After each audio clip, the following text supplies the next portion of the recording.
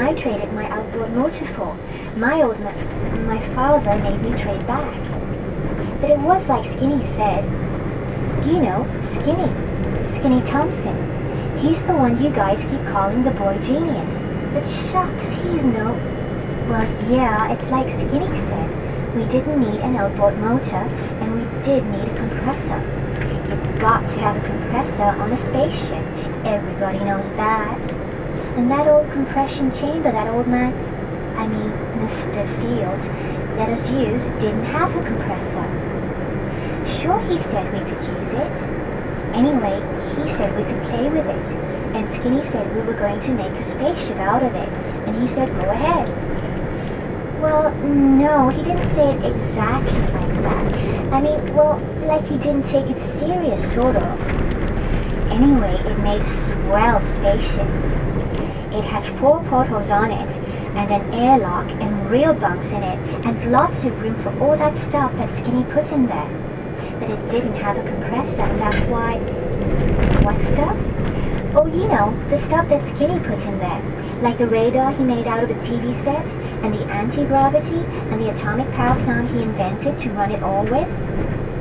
He's awful smart, Skinny is, but he's not like what you think of a genius. You know, he's not all the time using big words, and he doesn't look like a genius. We call him Skinny because he used to be skinny. But he isn't now. He's maybe small for his age. Anyway, he's smaller than me, and I'm the same age as he is. 'Cause I'm big for my age, so that doesn't mean much, does it?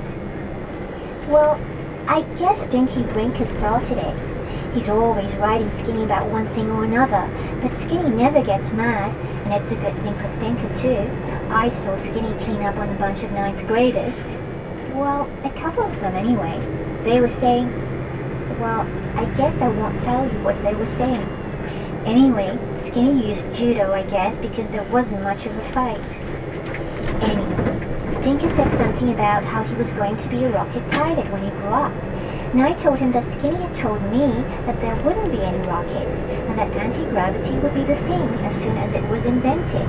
So Stinker said it never would be invented, and I said it would so, and he said it would not, and I said, well, if you're going to keep interrupting me, how can I... Alright. Anyway, Skinny broke into the argument and said that he could prove mathematically that anti-gravity was possible. And Stinky said, sure he could. And Skinny said, sure he could. And Stinky said, sure he could. Like that. Honestly, is there any way to argue?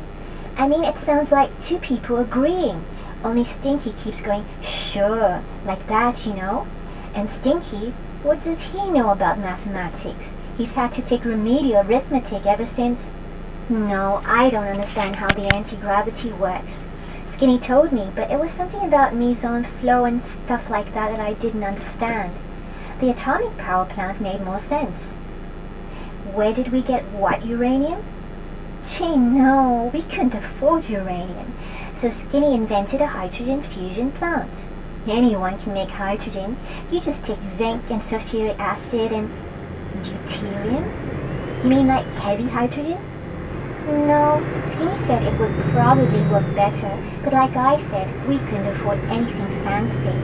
As it was, Skinny had to pay $5 or $6 for that special square tubing in the anti-gravity, and the plastic space helmets we had cost us 98 cents each. And it cost $1.50 for the special tube that Skinny needed to make the TV set into a radar. You see, we didn't steal anything really. It was mostly stuff that was just lying around. Like the TV set was up in my attic, and the old refrigerator that Skinny used the parts to make the atomic power plant out of from. And then, a lot of the stuff we already had. Like the skin diving suits we made into spacesuits, and the vacuum pump that Skinny had already, and the generator. Sure, we did a lot of skin diving, but that was last summer. That's how we knew about Old Man Brinker's compressor that Stinky said was his, and I traded my outboard motor for and had to trade back. And that's how we knew about Mr. Fields' old compression chamber, and all like that. The rocket? Well, it works on the same principle as the atomic power plant, only it doesn't work except in a vacuum. Hardly. Because you don't need much of a rocket when you have anti-gravity. Everyone knows that. Well, anyway, that's how we built the spaceship. And believe me, it wasn't easy. I mean, with Stinky all the time bothering us and laughing at us.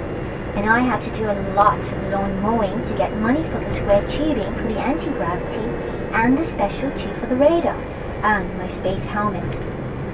Stinky called the space helmet kid stuff.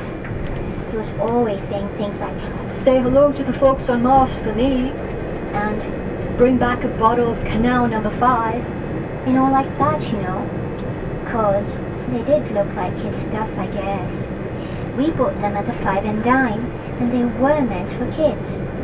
Of course, when Skinny got through with them, they worked fine.